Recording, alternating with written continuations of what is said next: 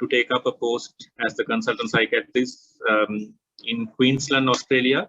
Now she's working in general adult psychiatry, old age, and also community psychiatry. And as you know, Professor Kathyarchi has done a lot of research on suicide and suicide prevention and old age psychiatry and so on and so forth. I'm not going to go into details. So without further ado, I will hand over to Madam Kathyarchi, and thank you again, Madam, for sacrificing your Saturday for the sake of our trainees who are mainly focusing at the exam this year. Thank you very much. So thank you very much, Gihan, for the generous introduction. So I see many issues the clinicians and the doctors face due to patients having personality disorders. And I thought that it's a good thing to discuss about it, mainly because that you might get examiners from Australia or England, and then this is a thing that they have to see every day, like bread and butter, and then need to know what's happening and then how you should manage these things. So this is the question that actually Gihan has put for this time topic list. Do psychiatrists need to treat personality disorders? And also that we had a question when I was the chairperson of the Board of Study, one long essay on the same. So I would like to do both. And then I know that you all have answered the question that was set in 2019. So focus on that. But initially we concentrate on do psychiatrists need to treat personality disorders, and develop on that, and then go to the answer, and then see whether you are there or whether you want to change a little or whether you are happy with what you do. So it's basically reflecting on what you do. Are we in agreement or not? Can I hear some of the voices? I think that will be great, Madam. I hope the candidates also will, trainees also will speak up. Okay, yeah, they need to speak up. Otherwise, I think that they are sleeping, or maybe that they're speaking to a screen. Yeah, this is the problem with online, isn't it? You don't get the feeling that you're doing a lecture when you don't see anybody. Yeah. So I will start then. If there's anything that they can show. Usually they can show like I can't see here, but then they can show like hands up or something like that. Yeah. There's a provision for hands up, and also they will sometimes type in their questions so that we can you can see that on the screen. Okay, I have the full screen. Hopefully it will come up still. Okay.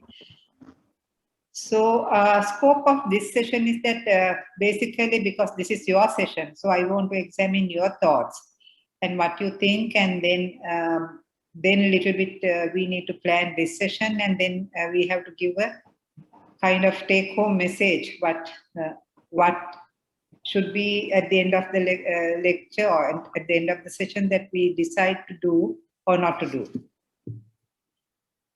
So this is the question that was there. A comprehensive mental health service needs to cater to growing needs of service users with personality disorders. And it has 3 components, so I put them separately. However, this is not possible in Sri Lanka, mainly due to budgetary and other constraints. And the third part is that critically analyze this statement and give your opinion.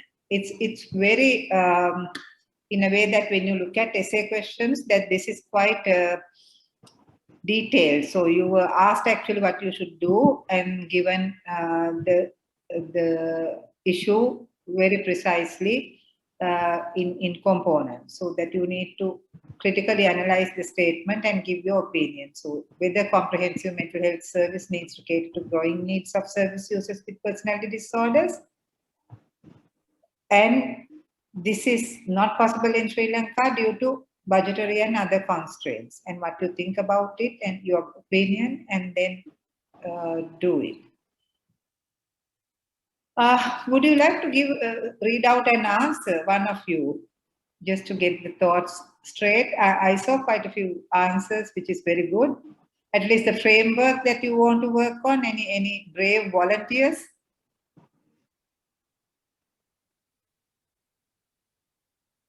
I think it's a good chance for the candidates who are sitting for the exam this time to get a feedback directly. If you can read out the answer. Hello, madam. I'm Yeah. Dr. Ruvini. What's your name? I'm Dr. Ruvini, madam. Ruvini. Okay, right, Ruvini. Yeah. How are you? I'm good, madam.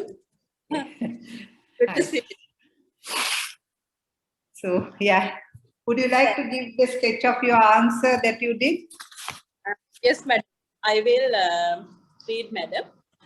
In the question, I thought I have underlined the sentences that the comprehensive mental health service, the growing need of its service users with personality disorders, not possible in Sri Lanka due to budgetary and others, and critically analyze. I have made a sketch for the essay. I thought of doing an introduction, which includes what is the personality, why it's important generally as well as in mental health, what are the about personality disorders, diagnosis, management, impact, as well as the facts, the prevalences, common types in Sri Lankan setting, and the Sri Lankan mental health services, according to the mental health policy, there's a comprehensiveness of the mental health services in Sri Lanka, and about the budgetary allocations for the mental health and the other constraints such as time consumption and the training staff. And also, in the body of the essay, I thought of discussing about the facts for and against. Actually, is there a need for growing evidence? Do we have data available in Sri Lanka?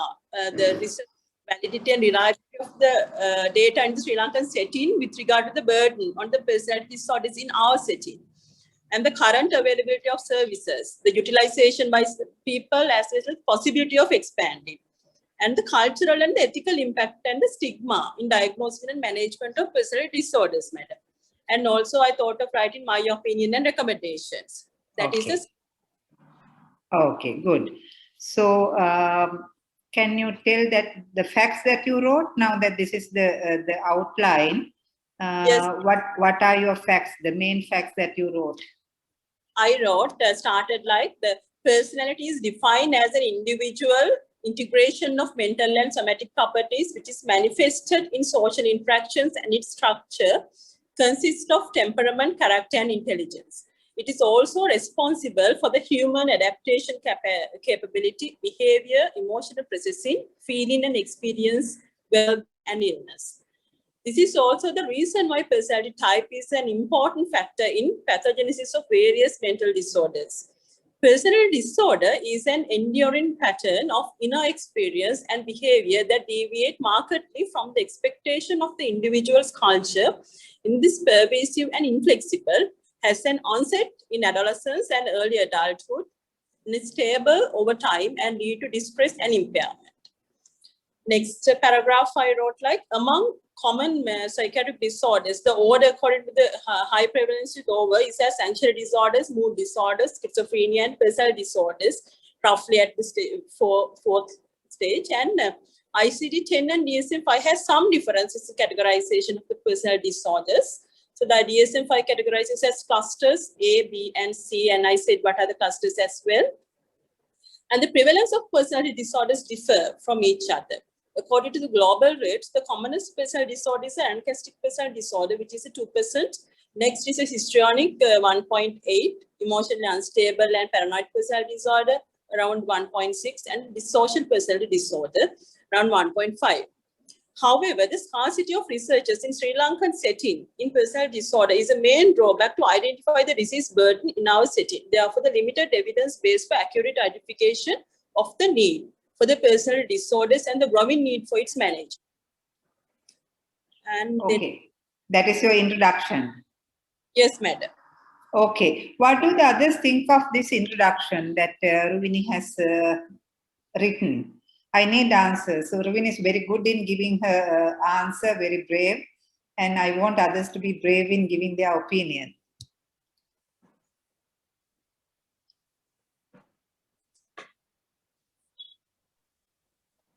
It's very comprehensive. Madam Achini here, third year registrar. it's very comprehensive, and she has gone into the like specifically thought of the Sri Lankan setting as well. I thought for the like to make it a bit easy on the eye, perhaps she could have started with a more simple and general sentence at the very beginning. But I don't know, perhaps that is my like the way I would like to read it. Yes, but facts wise, especially listening to her sketch, I was it seemed like a very comprehensive and to the point and useful account, madam. Okay, good. Any other thoughts? Very good. Any other thoughts? Anyone else who is brave to open their mouth?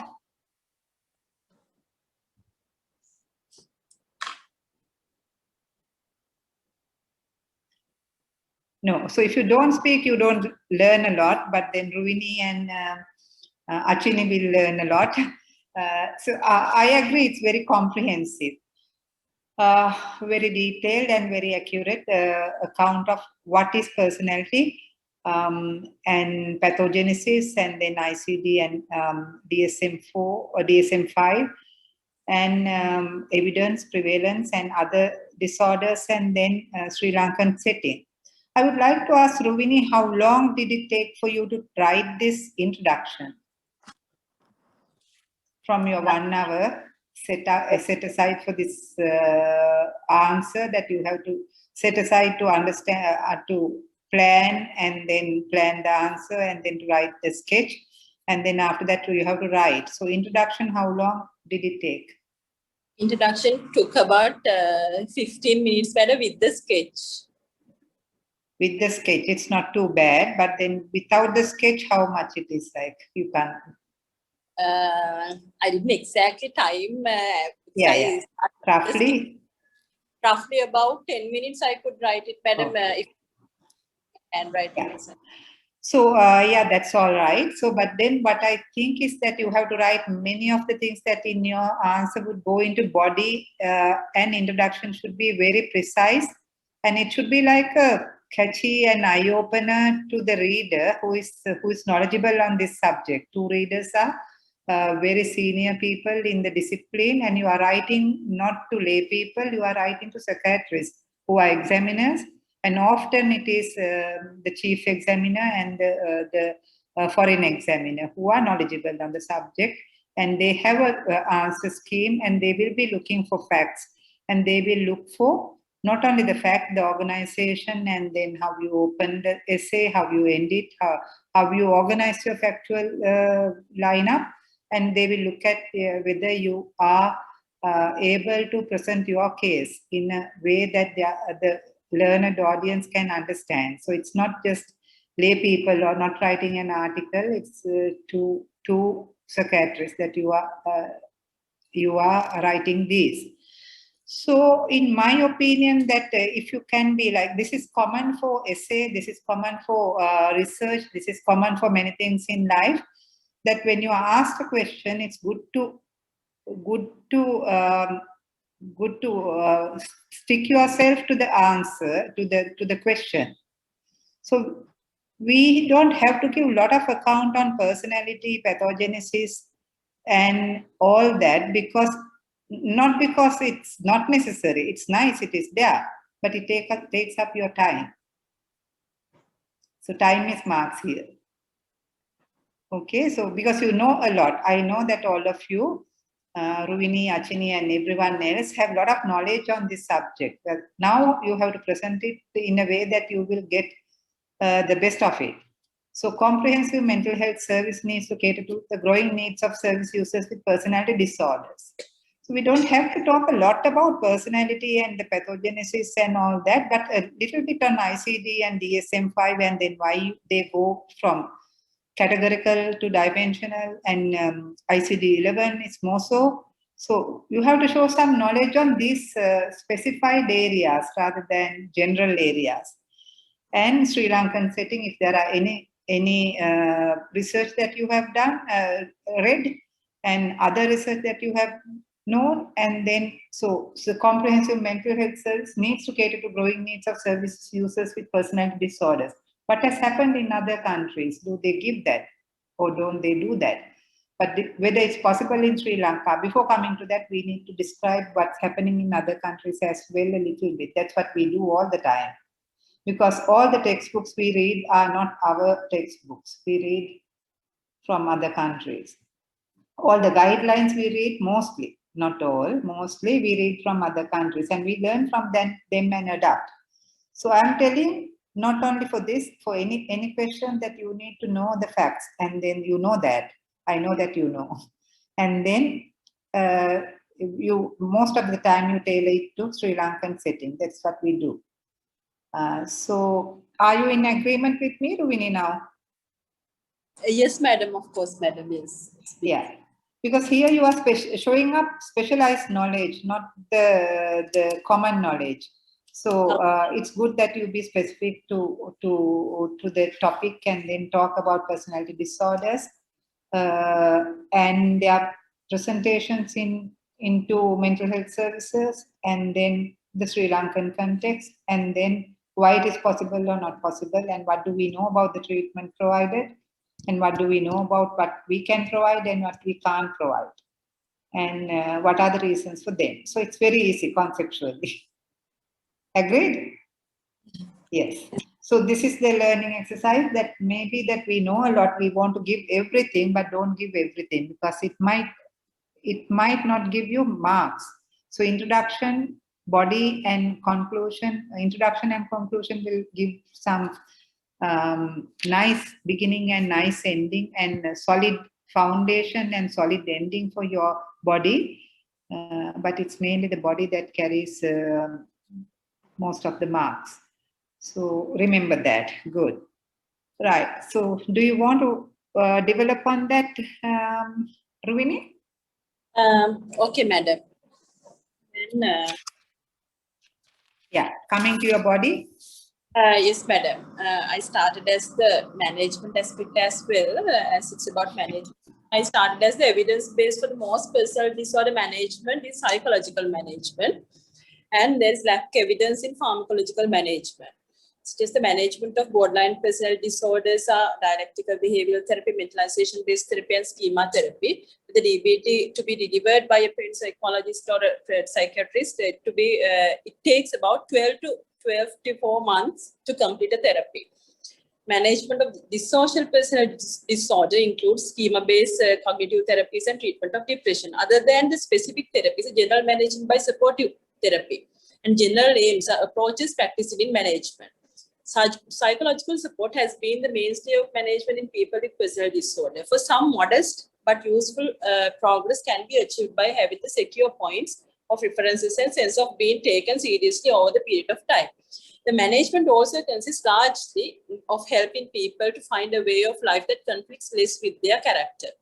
The characteristic of a comprehensive mental health program includes inpatient services, outpatient services, and partial hospitalization, emergency services, research and evaluation, diagnostic services, and pre and after care and training.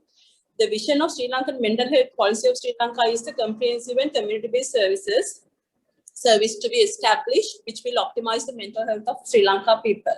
This accessibility and the affordable services will promote the mental well-being of the community at large and endure the dignity and the right of all citizens, especially those in vulnerable or disadvantaged circumstances. The Sri Lankan mental health services lack in some areas of comprehensive mental health services for various reasons. The budgetary allocation for the mental health from its general budget for health is from general budget for health. There is no specific budget for mental health services. The only National Institute of Mental Health, Angola, receives allocation directly from the ministry, where the mental health units in the other hospitals, base hospital and general levels, they get the allocation from the general allocation for the certain hospital. So there is no priority in giving allocations for mental health services. After decentralization of the mental health services, the psychiatric units established in base hospital, general hospital level, improving the accessibility to the patients, our people. Training of doctors with diploma in mental health and increased training slots in MD in psychiatry, training of community nurses, psychiatric social workers, further expanded services, which led to increased diagnosis of mental illnesses including personality disorders. However, lack of training of psychologists is a main barrier in delivering efficient psychological treatment, especially in personality disorders. And the judgment about personality functioning must take into account in individuals' ethnic, culture, and social background. The personality disorder should not be confused with the problems associated with the acculturation. The stigma with the diagnosis and the management of personality disorder in a culturally sensitive manner need to be given in attention. By inaccurate diagnosis of personality disorder, patients will be labeled as mentally ill and may promote sick role in that individual, leading to further burden in promoting dependence. Okay, that is your body. Yes, madam. Okay, good. How long did you take to write that part? It took about 15 to 20 minutes, madam. So 15 to 20 for body and 15 minutes for organization and introduction. So that will leave you about another 25 minutes to write the conclusion. Okay, so conclusion can be that long. No, madam, there's body, some areas are there. I have a very small conclusion, honestly, but I have some for the body, madam. Yeah, some more for the body. Okay, right. Okay, right. You have some more. Okay. Right. So what do you think, what do the others think about her body? Madam, it's Isuri here. I'm a third-year registrar. So I think the flow from her introduction to the body area is, it's the gradual transition is very nice, and it's there's a proper flow to it. And content-wise also, I think there were a lot of facts mentioned, and it was comprehensive. I felt that if there are like certain points can be raised, like how these the prevalence Dr. Ruini mentioned in other countries, whether this would be the same personality trends in Sri Lanka as well, and also specific things for our population, like we have a growing elderly population, so with age also personality traits are fluctuating. And whether that can be used as a point in a decisive point in management decision, and also our people's attitudes towards psychological therapies, which is mostly considered as the mainstay of treatment.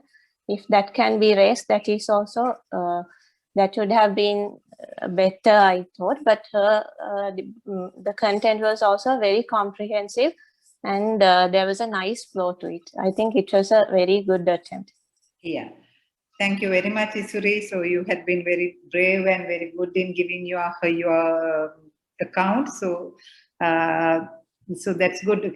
Can you hear, Ruini, that people are listening to you? Yes, madam. Okay, good. So yeah, that's you showed your knowledge, and you showed your knowledge on prevalence and what is happening in other countries and Sri Lanka within a very short period of time, which is very good. So I think that this part is very much well written, but there are a few things that I would like to add to improve. This is about improvement, nothing else. So there are different ways of doing. You can list out everything that you think that these are the things that you are like, things like prevalence, presentations, what treatment is available, what is the mainstay, what is not, and Sri Lankan setting and all that. That way you can go. The other way is that actually you can take points separately, like prevalence, you say that this is what is happening in other countries, this is what is in Sri Lanka. Presentation, this is what is happening in other countries, this is what is in Sri Lanka. And the other thing is about, again, this is what is happening in other countries, like management, and this. And also that if you want, you can add that it's possible or not possible in Sri Lanka. So you can add the third part also there. Analyze this statement by point. So then you are really showing that each point you have considered separately, whether it's happening in Sri Lanka or not, what is the situation, and then what is your analysis about this problem, how it should be done or not being done.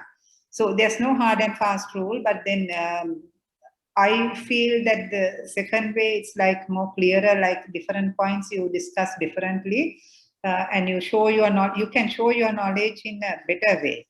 Otherwise, you can explain everything and then Sri Lankan context again, you might forget sometimes to come back to it. So might as well finish one and then go to the other one. Okay? Okay, madam. Yeah, good. Right. So, yeah, so we'll come to that at the end. Would you like to read the other part, or do we go to the other sections and then come back to it later on?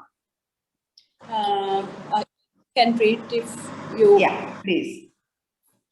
Madam, I was the limitation of trained staff, time-consuming psychological management, lack of budget allocation are barriers in service provision in personal disorders in Sri Lankan setting. The lack of research evidence and adaptation of psychological management to our setting is another barrier. But with the available extensive network of mental health services throughout Sri Lanka is a blessing which can be productively used to provide services for personal disorders with adaptations to our setting. Other than time-consuming, expensive methods, we can support them with psychological support, which is also a mainstay of treatment. This can be provided by our community psychiatric nurses, medical officers of mental health, and other trained medical staff effectively. We need to explore situations and need for the management of personal disorders by encouraging research work on it and requesting allocation from the budget for service provision.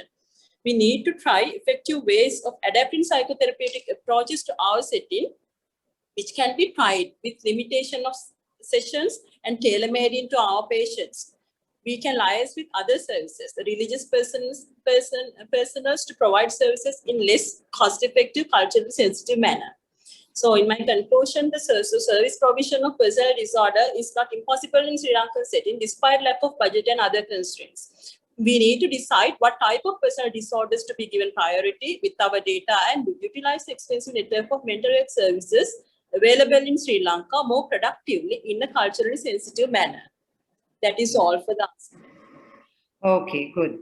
So any thoughts about that part from the others?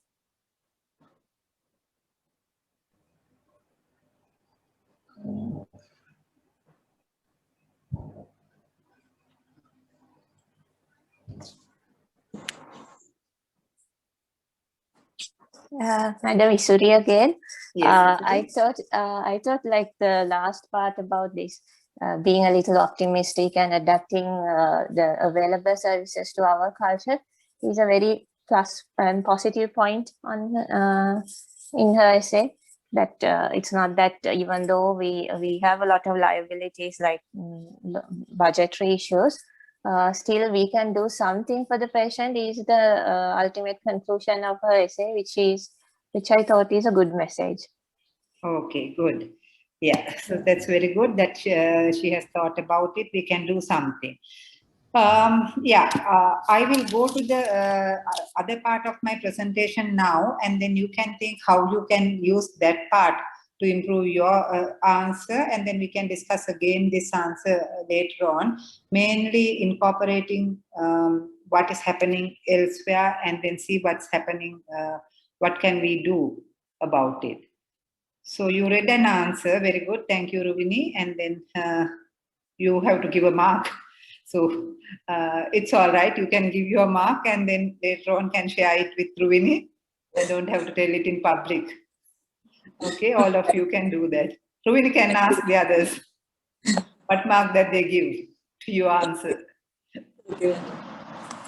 Okay, I thought in my talk that I mainly concentrate on the first part of the question. Do psychiatrists need to treat personality disorders? Wherever you are, whether it's in Australia or UK, I have worked in the UK, again in the community setting. I have trained in the UK when these community services are being established actually, but they have now established services in most of the countries, developed countries, but when it's being established, I was in my training and I learned from that community services, which is more kind of similar in many resource constrained settings, where the consultant and the doctors would be actually managing the hospital as well as the community setting, But there are two different teams, multidisciplinary teams managing two settings, like community teams and the hospital settings, which may be a model that we need to adapt, because we may not be able to have community psychiatrists separately, but as the specialist, the same psychiatrist who is managing the hospital, same registrars, will be able to provide the services across the services like community as well as the hospital. And the teams can be different, community nurses, and if we are lucky enough to get more social workers, psychiatric social workers, psychologists is a rarity, but even occupational therapists, if they are rare, still they can divide their time between community depending on the resources, community and the hospital. Actually, this is what is happening in Australia, where I work now, Queensland. So we do community clinics. We reach out for people in the community, we see them there. If they need admission, they come to the city hospital, and a different team, inpatient unit, will look after them once they are being discharged. The concept of case managers is the thing that we need to now consider right throughout in this thing, as well as in other things. The person, not only personality disorders, other areas as well. Case manager approach. Comprehensive care plan and the case manager approach is a thing that you can incorporate into many answers. So, I mean, if you all are trained in a professorial unit, which you have to do, or in a general hospital unit, which you have to do in your training, that you act as a case manager for many of your patients. You are the case manager until they are being discharged, but after discharge, they go to the pool. So what's difference is that after discharge, they don't go to the pool. They don't just come to the clinic.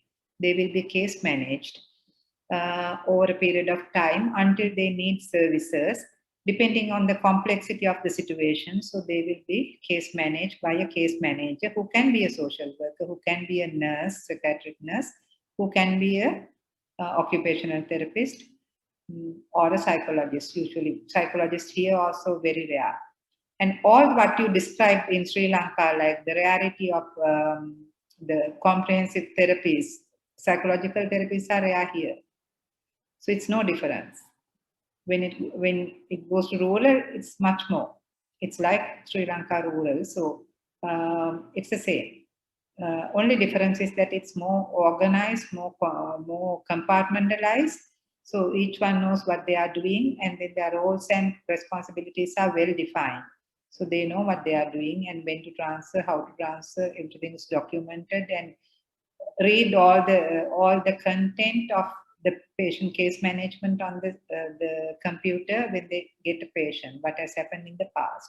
So the continuity is there. So that is the thing that we need to learn in Sri Lanka, case management, not only in personality disorder, but more so in personality disorders.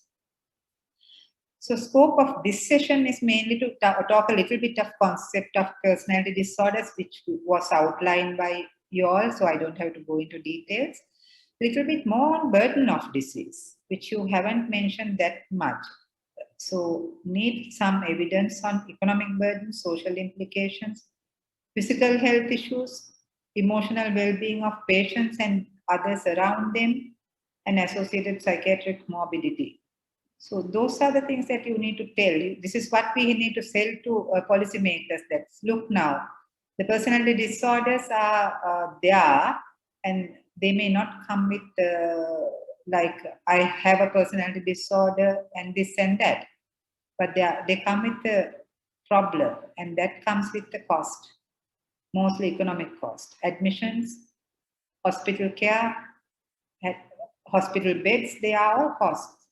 Social implications, loss of time to travel to hospital, loss of time of family members, cost, physical health issues, they are present into other places by drinking and eating, not eating, no exercise, self-harm. So those are issues. Emotional well-being of them and the others, those who are around them. So they come with associated comorbidities. So all these things have economic and other costs. So that you have to highlight now. So we don't have discussed that it's there. So where you need some evidence, and then you need to, all of you know of these things, but then you need to show. And also when you are writing the answer, if you know the article or if you know where you got that, the textbook or whatever, whenever you can remember, quote it. Even at my time, it's long time ago, I quoted I gave evidence. Where did I find it? So it's good to show that you have read and you remembered where you read it. Not only that you have read.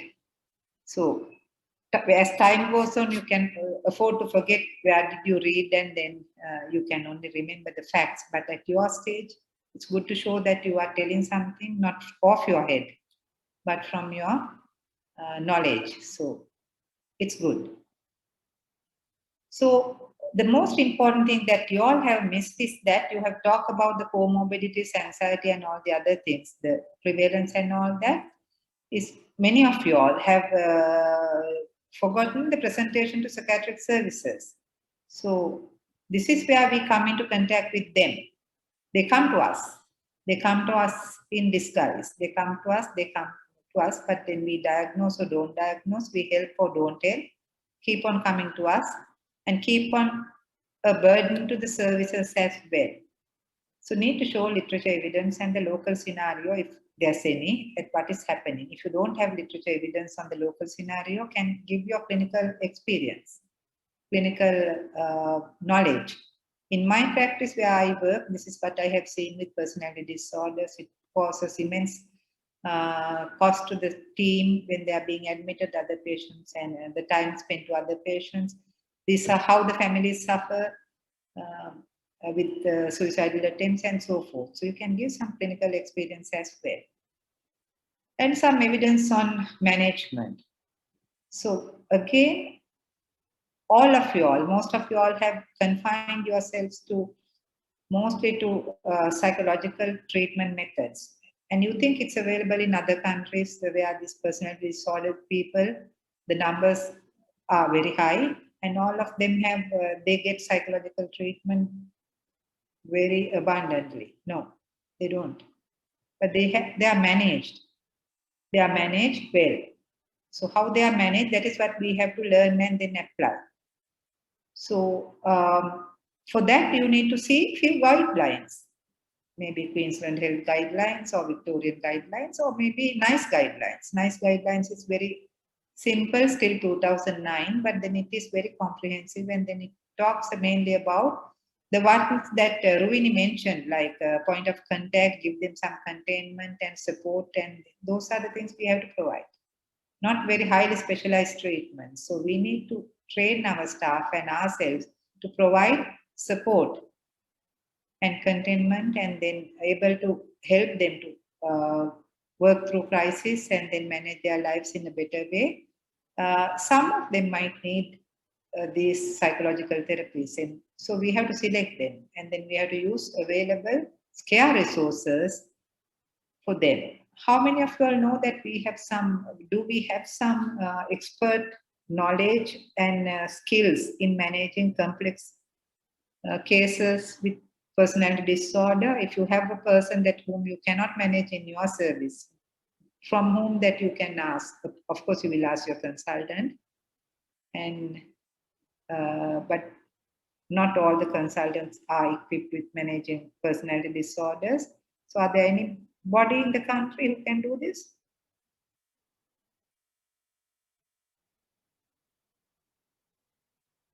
Obviously, a few psychologists may be able to do. That's also very scarce.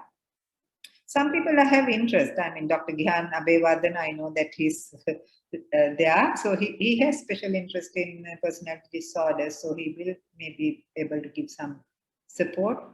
Dr. Venura Palihevadana, he was trained in Victoria, Melbourne Specialist Treatment Center. So that's a luxury that we have. Still he has contact, so can ask them. So this peer support is very, very important. And there are few people who do psychotherapies for people, many consultants do, psychotherapists, especially trainers, Dr. Hangwell and Dr. Kapila and Dr. Gulshika and various other people. So they do psychotherapy, so should be able to tap them. So I asked, and there are psychotherapy groups, isn't it, in your locality, so you can discuss your issues there. So peer support is important. So research evidence on management, and then not only psychological therapies, other therapies, and then applications in Sri Lankan settings. And then you have to consider whether we treat or not, we don't treat, and reasons. And then can formulate our opinion and give conclusion. Are you with me? Are you listening? Yes, madam. Yes, madam. Yes. Yes. Okay. Yes, madam. Okay, right. So in your answer, you need an introduction, body, and conclusion. All of you all done that beautifully. So not only that you need eligible writing. My handwriting is very bad, but then you need to write it very nicely, big letters. If your handwriting is bad, then space it out and then even leave a line and then write. Organizational ability is also one thing that the consultant should show when you are going to join the consultants group. So you have to show organizational ability in your essay and show your knowledge. Knowledge is tested elsewhere, even in CQs, essay, structured essay, and then in your clinicals, it will be tested. So it's more than the knowledge that your other abilities you can show in the essay. Your ability to conceptualize knowledge on the subject to provide an opinion, that is what is needed. So you conceptualize your knowledge, not only that you have everything, you select what is necessary for this question and you conceptualize it and then you present it nicely and then you give your opinion with reasons. And your attitude towards the matter at hand, and that's also important. That in this case, that if you can show that your attitude that you want to help patients and the families and the caregivers and the staff, not only burdening them. So it's not only about the burden, that you have a positive attitudes to help people, that what a doctor should have. And you need to demonstrate the ability to convey your opinion clearly, legibly. So those are the things that is tested in an answer, not only knowledge, factual knowledge. Many of our trainees have enough factual knowledge, much more than sometimes examiners, but it's basically how to synthesize on that knowledge is the one that you need to show. Giving due consideration to the opposing views and knowledge on the evidence contrary, and then reasons for not taking up that position also that you need to give. You know that these are the things, and to say that it's not possible in Sri Lanka for these reasons which you have done, and but I think it's possible for this reason, and all of that you have to do within 1 hour. So sketch might need about 5 to 10 minutes depending on your ability, but if you have a frame in your mind, it might be like 7 minutes you can do it, and then start writing. Don't go away from, once you do the sketch, don't go sway away from the sketch. Retain it. Always look at the watch and then finish it on time. If you don't finish it, write the conclusion and then go to the next question. Don't dwell on it. Because you won't get, if you get 60 marks for essay, it's very hard to make it 65 or 70. But if you go to the other question, you can at least get 30 without any difficulty. So you are losing 30 marks if you don't spend that time on the other question. So don't dwell on it, time it, do it, finish it, go to the next. If you are running short of time, concentrate on finishing it nicely, transition, and then conclusion, and go to the other. Okay? Are you with me? Yes. Am I speaking to a sleeping audience? No, madam. Yeah, yeah, madam. All right. So concept of personality disorders, I like the Ruvini how it presented that from the categorical diagnosis of, this is very important, categorical diagnosis of ICD-10 where we give a label, this one has a personality disorder. It has moved away from that to DSM-5 to dimensional and then these clusters, and much so in the ICD level. So they don't talk about now disorders, it's the kind of severity and the dimensions that they talk about on 5 themes. So you can show that knowledge, not only ICD-10 and DSM-5, ICD-11, little bit that, because people are moving away from disorders or then putting a label and putting them away from that concept to everyone can have personality issues, and then understand when they come to us or when they don't come to us and help them. So its attitude is shifting. Need to show that you have done that. So that's good. So burden, high economic cost compared with treatment seeking people, some of the evidence that I have given, not everything. So you have to find some more. Treatment seeking people with personality disorder, with other mental disorders such as depression or generalized anxiety disorders. So it's high economic cost. This you haven't discussed at all in many of your answers I went through. I just went through some of the answers. Presentation to psychiatric services, that is where we see them. So not that they are not there, they are with us, we don't recognize. They come with self-harm and disruptive behavior. They come with crisis, emotional crisis, family crisis, occupational crisis. They come with brief episodes of psychosis, depression, substance misuse, anxiety,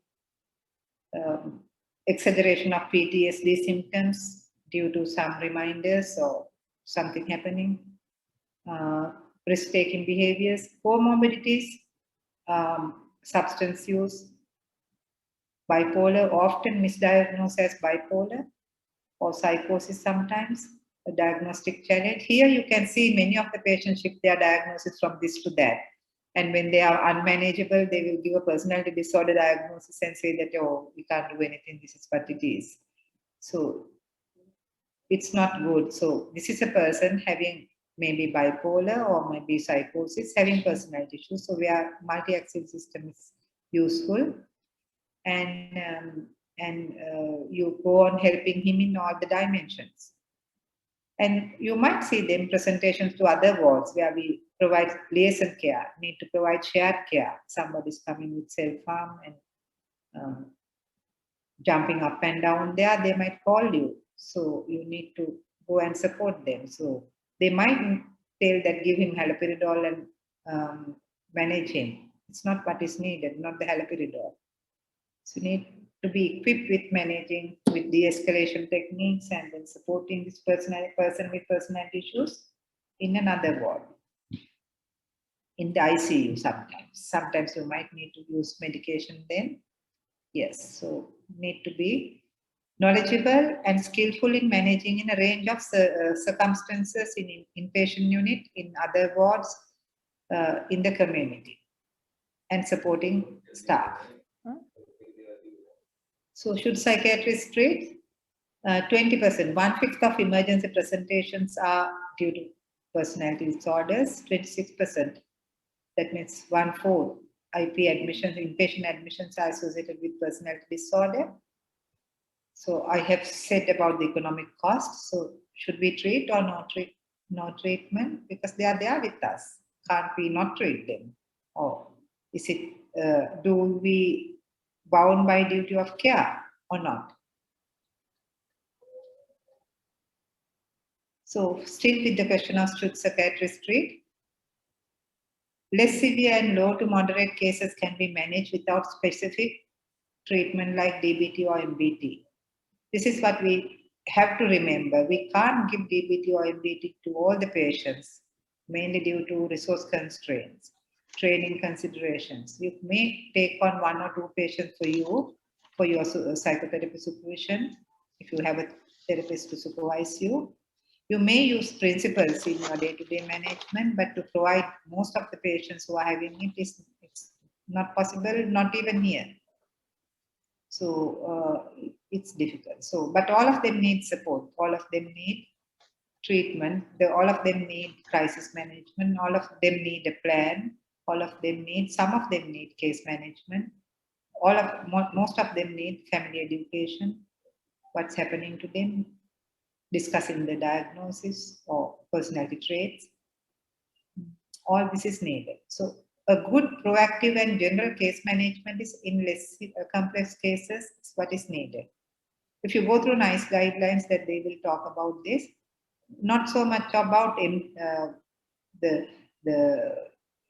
MBT or DBT, they talk about this case management and then providing point of contact support and other supportive services, so, which you need to find more literature and read about.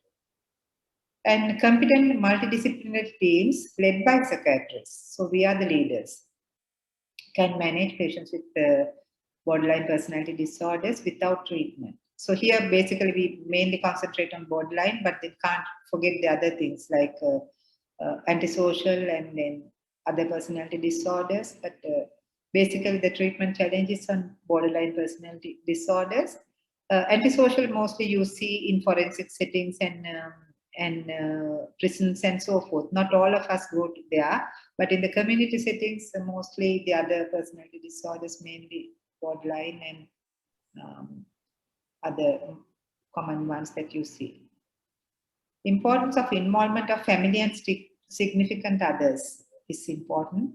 Severe cases may require specific therapies and management plans. And availability and ability to access them is rare in many places, so we have to select. So here even that if we need get into treatment, it's difficult, and then it has to be, sometimes these people we refer for psychology and they get once a month, and then sometimes when the holidays come in, they don't get once a month. So actually what we can offer and what we offer is much more valuable, I think, wherever you are, us and our teams, whether it's Sri Lanka, UK or Australia or wherever, what we do is really valuable for the patient. But for a small proportion, they need specialized care, for which we need to think now what we can do in Sri Lanka, not to develop specialized personality disorder service in all part of the country, no, but at least to have some service, and then through that service support the psychiatrists and teams to provide care, and then it's like a more specialized center. That's something that we need to think now. It's not moving. What's happening? So I would talk a little bit on myths and regarding treatment. So one myth is that this attitude is a thing that we have to now work mostly with psychiatrists, registrars, and then other people. So people often think they resist treatment. Actually, most actively seek relief from subjective pain. So they are seeking treatment. They are seeking help by doing this demonstrative suicidal attempts. They seek help by self-harming. So we need to recognize that it's a help-seeking behavior. Non-engagement and dropouts are likely when treatment is ineffective. Bipolar, borderline personality disorder patients angrily attack their treaters. That's what we think, but the excessive anger and fearful wariness towards others, especially caregivers, are symptoms of the disorder rather than that they are doing it to you. That's part of the disorder. They rarely get better. No, they get better. 10% remit within 6 months, 25 by 1 year, 45 by 2 years. These are the things that you can quote and say that they get better even without treatment. So by treating that, you improve their quality of life. Recurrent risk of suicide burdens treaters with excessive responsibility, constant intercession, availability, and serious liability. These burdens are symptomatic of inexperience and poorly structured treatment. So we worry that that's excessive responsibility. Constant intercession, availability should be there, and serious liability on us. No, it's not, because we are not gods. We can't prevent some deaths happening. So if a death happens due to something that if we have done and demonstrated we have done the best, then that's it. So intercession availability, you can actually plan. You don't have to be available all the time. You can give the helplines if they are available. I mean, we have a very good helpline in Sri Lanka, run by Dr. Pushparana Singha, and there are other helplines as well. So intercession, if they are in trouble, they can contact them. They can contact the teams. So many things that you can do. Even you need to be a little bit more thoughtful about what you can offer when you are not there. So you should not take on everything on your shoulder. Borderline personality disorder patients only get better if given extended, intensive, and specialized treatment by experts. That's what you talked about, this MVT and all that, and we don't have experts. Yes, specialized treatment is only required by a subset of patients, not for all. Most patients do well with intermittent treatment by non-expert trained in generalist principles. That's us. Intense treatment can easily become regressive and counter-therapeutic. So Gunderson has books written on personality disorder, especially borderline. So maybe if you have time, read them. Problems in psychiatrists treating in personality disorders. What are the problems that we encounter? Especially the burnout associated with, these are the things that you can discuss in Sri Lankan setting. Burnout associated with multiple duties that we have, and multiple responsibilities and multiple roles that we have. So it's not only personality disorders, it's true for other things as well. You all are mothers, fathers, brothers, sisters, daughters, sons of a family, or friends, or maybe even caregivers sometimes. So you have different roles. And you are a trainee, you have to study for exams, another role. And then you have to do on calls, it's another duty. You have to do clinics, another duty. Community clinic, another duty. Liaison work, another duty. Public education, another duty. So you have different responsibilities and duties and then roles. So how to balance these things, it's difficult, but you all are doing it well. Don't burn out. And personality disorder should not add on to your burden. It should be kind of, you should ease out your burden by reducing the readmissions, reducing intercession sessions, coming presentations, by providing structured care, by providing point of contact. It may not be you. It may be your team member, a nurse, a social worker, occupational therapist, whoever. So they should not stick their roles to only to their profession. They should do the case management as well. So training requirements of psychiatrists to treat personality disorders. I guess that you all get good training from time to time. The college does a lot of training, and the PGIM does a lot of training. And whenever we get somebody from outside, you all get ample opportunities. That's why you all are very knowledgeable. Maybe limited by the COVID situation, still the online things are happening. That's what I am doing. So you all get ample opportunities, I think, much more than people who are in other countries. So I think, though it's difficult to get very structured, long-term psychotherapy training, but you get quite a fair amount of training from workshops and this kind of intervention. Another big thing is that attitudes of psychiatrists, MDTs, and hospital staff, administrators, and policymakers on personality disorders or difficult patients. For some of them, they don't know personality disorders. These people are difficult. You can't do anything with them. So that needs to be worked out. There are people who are asking for help. Not that they are difficult. They are difficult because their behavior is difficult for a reason. One of the reasons could be personality disorder or personality traits. And whether they choose to be, no, they didn't choose to be. If that's a choice, that's a different matter. Lack of consistent policies and guidelines is another issue that we are faced with. So you need to, the college and then the PGIM and then the local hospitals need to have their policies in managing them. If somebody is coming with personality disorder presenting so many times, 100 times, and occupying the beds, then possibly have a planned admission policy for that person.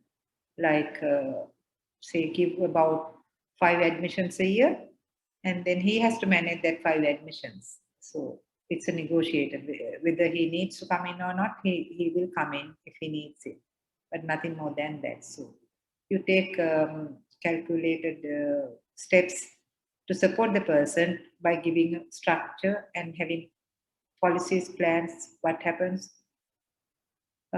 We have instances where some people can be here, very demanding and then very difficult in different settings, from the point of reception to the inpatient unit, complaints and so many other things. So emergency settings, so they have plans for each setting. If they present here, this is what should be the plan. If they present phone calls, this should be the plan. You don't answer every phone call, you have set your limits, and then this is the plan. So everyone knows, everyone agrees, and then the patient's behavior is contained rather than treated properly. So it's containment mainly. So lack of resources is a problem for us. Infrastructure, no specialized units. MDTs, they are not there, and even if they are there, they are not trained in this. Training of MDTs, sustaining services without burning out. So those are important, but the guidelines show that caseload should be low, but we can't do that. We have to manage who will come to us. It's the case here as well. We can't have a low caseload. We have to manage personality disordered patients with the other patients. So that might compromise care of other patients as well. This is one thing we can do actually, organize peer support and admin support to manage them. That can be more organized than now. Though we have peer support, ad hoc and various, so they can be more organized. I'm sure that you all talk with each other at your lunch breaks, tea breaks about difficult patients. Can be more organized peer support with a consultant supervision or even SR supervision, that you can have organized peer groups to discuss difficult patients, brainstorm, and then release your burden without taking it home. So we need to have them. So what are the resources needed? Learning material that is there, need to select some of them. Training, you get some of the training, online training and so forth. And whenever somebody comes, not happening these days, but you get some. Specialized centers and networking, need to develop some of them in Sri Lanka. Specialized center, at least 1 or 2, one in Kandy and one in Colombo and one in Galle or one in Jaffna, so possibly. And peer support and supervision is necessary. It's not the specialized centers are not separate units. It could be within the same unit. Some people take up more responsibility on that and networking among each other and supporting each other. And they can support, in turn support multidisciplinary teams and other consultants and other doctors. So it's not that I'm not talking about a very big thing. So few people who have interest can come together. So psychiatrists managing personality disorders, whether they have factual knowledge, I think they have abundant knowledge. Role of medication, not the mainstay. Ruini mentioned about it, all of you know. Many people will wanting medication, but it's not what we go for. And it has to be clear at every stage. Attitudinal change is a very necessity. Even psychiatrists might say that we are taking up a different burden, another burden by doing this. No, it's not. We are trying to reduce the burden by managing them properly and getting the MDT to manage them on our behalf. So we are actually strengthening the MDTs. Then decide to take up the challenge of making lives easier for patients with personality disorders, their families and healthcare providers. It's a big thing. We are not burdened. We know that this is a diagnosis.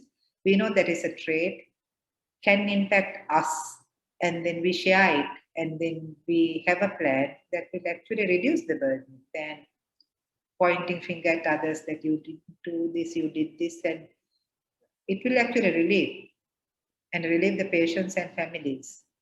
Patients are relieved to know that it's not, they are not doing it deliberately. That's sometimes happening with their knowledge.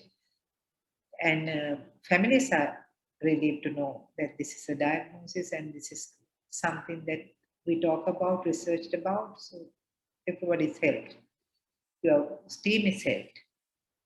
Demonstrate ability to strengthen ourselves by training, acquiring new skills on case management, which you do all the time. Therapies by specialist psychiatrists and psychologists. We have only a few, but use them. Strengthen MDTs by giving knowledge, attitudes, discuss skills at different levels.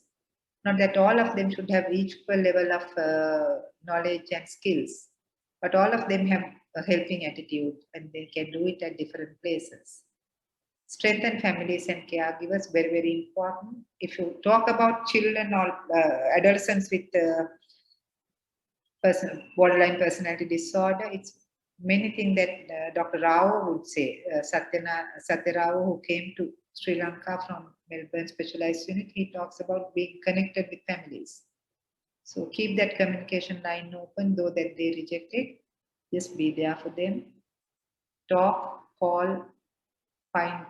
They might reject. They might push the boundaries. They might push you to reject him or her, but still that you keep the line open, communicate, because they know that they stretch the elastic to the point that it breaks, but if it doesn't break, they start trusting. Develop local policies and guidelines in your little hospitals. That's what I did. That's what Gyan is doing. This is what everyone else is doing. Everyone is trying to develop their local practices everywhere, Angoda, everywhere. Influence policymakers and administrators. That's the thing that we are doing. And we have been powerful in the past years. More than long ago, our voice is heard, so we can do that together. So, your thoughts, conclusion, what do you think now? We can do it or can't do it? Or should do it or don't do it? We can at least do something, whatever we can with the poor resources. Yeah, we can do something and we have to concentrate on how we can do it and know why we can't do it and then work towards it. I have seen some of your answers. Some of your answers are very good that you all, even Rovini's, and then I read some of other answers that you talked about aculturization and then taking these things into cultural consideration, which is very good, and especially with the ethnic war and then the tsunami and those things happened in the past. The people who are now troubled and coming with difficult behaviors. So take into consideration their cultural backgrounds and then give support accordingly is very important. So showing that part will you gain more, little more towards the positive side in giving marks. So a comprehensive mental health service needs to cater to the growing needs of service users with personality disorder. Discuss more in the context of bipolar, borderline personality disorder, because antisocial may be seen in more in, not in the community settings, but do we see, but then mostly in the forensic and police and that's a specialized service. But other personality disorders, management will be very specific, like an encastic histrionic. They don't need our help very much because they might have difficulties, but they don't present to us with those difficulties. They might present to us when they have another disorder, but they don't come with that disorder as such. So borderline is the one that usually a treatment challenge, but can't forget the other things as well. So the other part, however, this is not possible in Sri Lanka, mainly due to budgetary and other constraints. You need to show your knowledge on mental health policy, current mental health policy, act, and the revised act a little bit. Knowledge on budgetary constraints.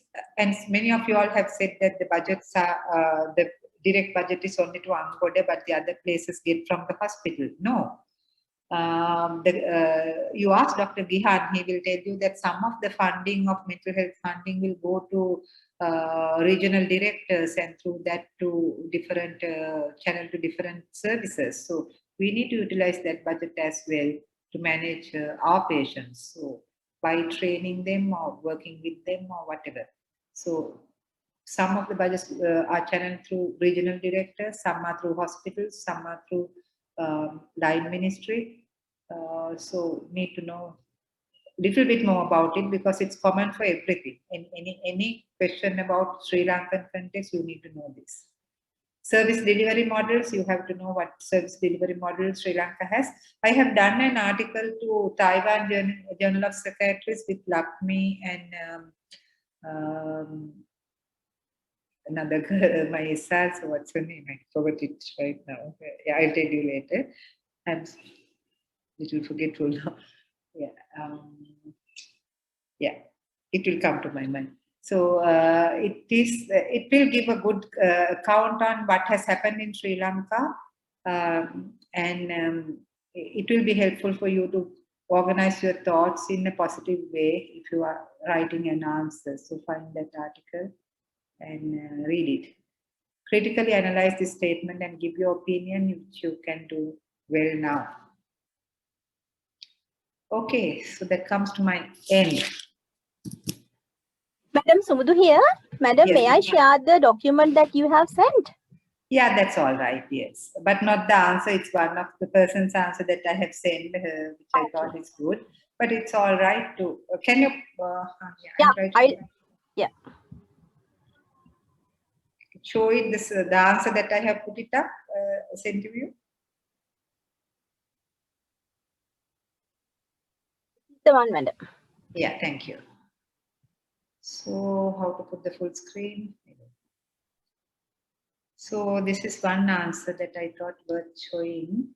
I'm not telling who wrote it. Personal resource are group of resource therapists. This is, I think, is that the one Rohini has discussed?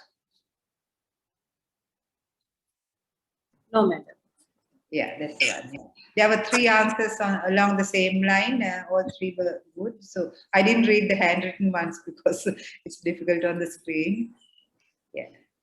But there was another one also which is good on the, yeah. This is Rohini's answer, isn't it? Or not? No. This has talked No, about ICD-11 as well. And I was very impressed. Moved away from the traditional personality disorder categories to dimensional approach of diagnosis. Severity of co-personality dysfunction, mind moderate and severe. Even if you don't go into details, just showing that you know that is good.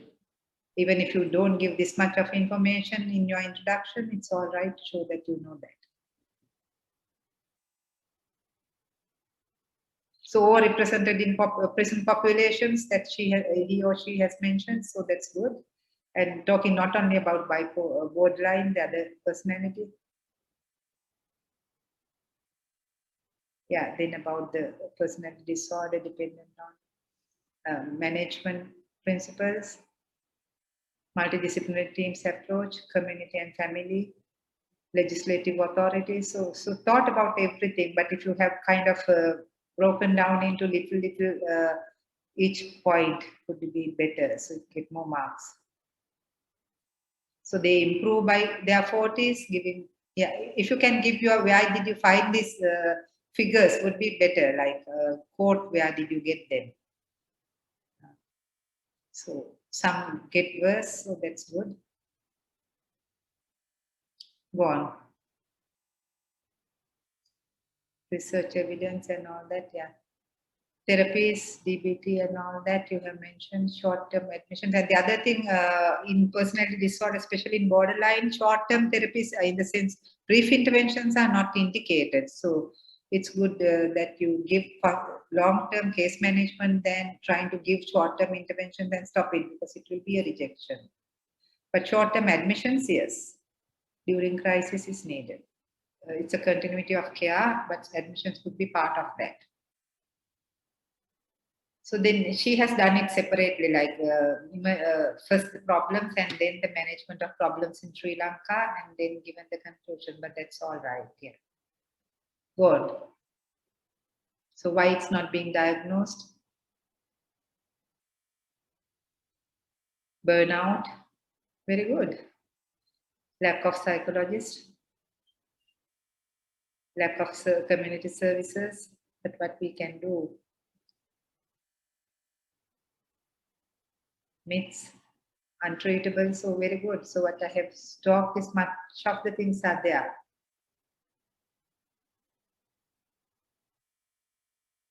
Training, healthcare, social workers, all that is there. The ending.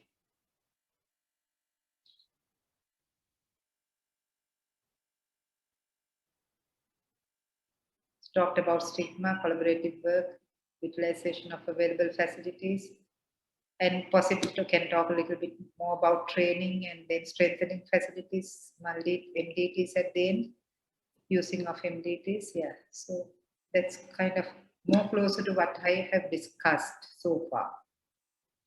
So whoever wrote it, it's good.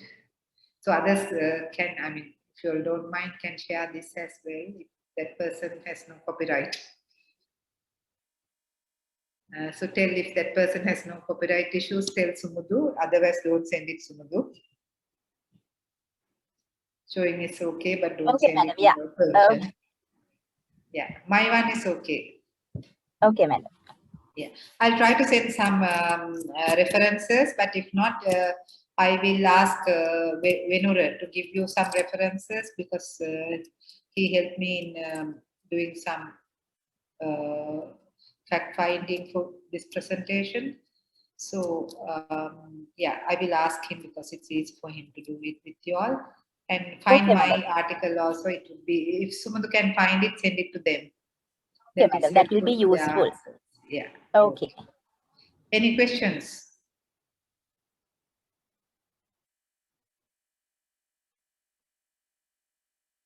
No. But any feedback for me?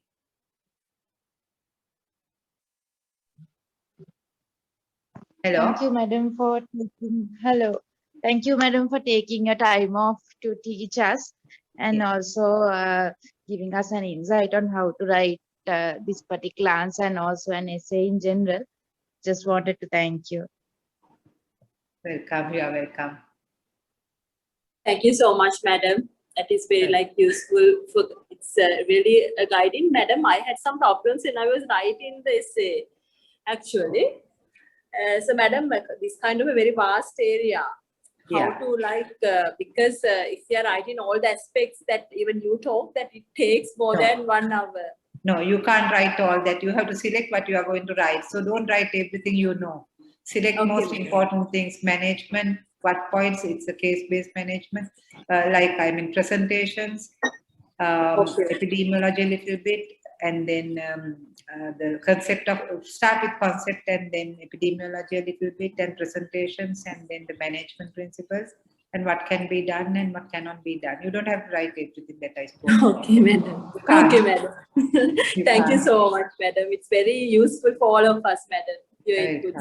Thank you. Thank you very much, madam.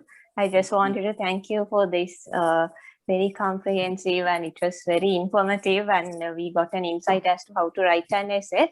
All the same, madam, if it's only possible, and I know with your busy schedule, it would be very difficult for you, but if you can send us a brief individual feedback, that would be a very yes, ma'am, that would be great help, and we would know where we stand, because now we know what content we lacked by your presentation, and after going through it seems like there are a lot of things to discuss, but the flow and other things, how it went on, how I say the writing style and everything, if you can give us a brief feedback, only if you can manage, madam, with your busy schedule, it would be a great help, madam. Yeah, I would actually do it a little bit differently.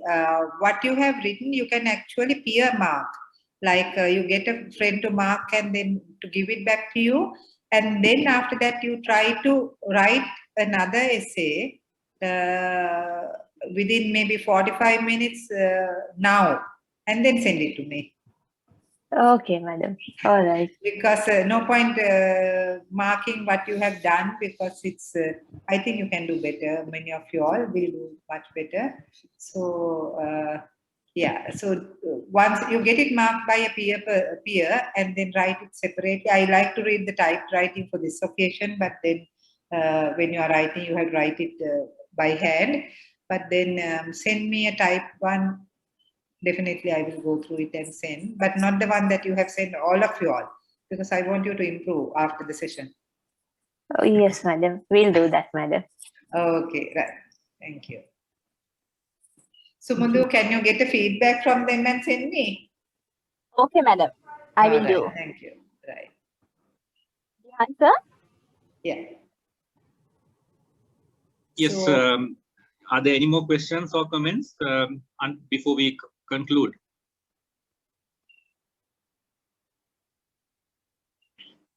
Madam, did you realize now this is not the first time that we did the college lecture series? We have been having about few, I think, I can't remember, about 8 now. And all the time, the comments, the questions, everything is asked only by ladies. Not a single man speaks up. I have seen in the chat, yes. What has Yeah. happened to males? There are I no don't know. males? That's why it's really shocking to realize that profession is only now ladies. So you have to now do a drive to get males into the discipline. Oh, have we suppressed all our male psychiatrists? I don't know. And the trainees. Maybe females are better role models, that you have to be a role model now to get gents. Probably, you're right. Probably, yes. Yeah, I saw that. It's very agonizing, yes. What to do? Not a single male speaks up and asks any questions. So I think they are quite good. I think they have to refine a little bit more, and they need to know what to write and what not to write. That's what they are at now. yeah. Okay, right. Okay, madam. Then shall we We'll wind up? close it. Yeah. Thank you very much, madam, for taking your busy, time from your busy work schedule and especially sacrificing your Saturday, for our trainees. And thank you for accepting our invitation and agreeing to do this presentation. I think it was really useful because now you will know better than me, of course, because you are the person who corrected this question. And I can remember both you and the foreign examiner in 2019 telling us, the other examiners, that the main problem with our Sri Lankan trainees is that they try to write all the facts in an essay question, which is not the expected answer.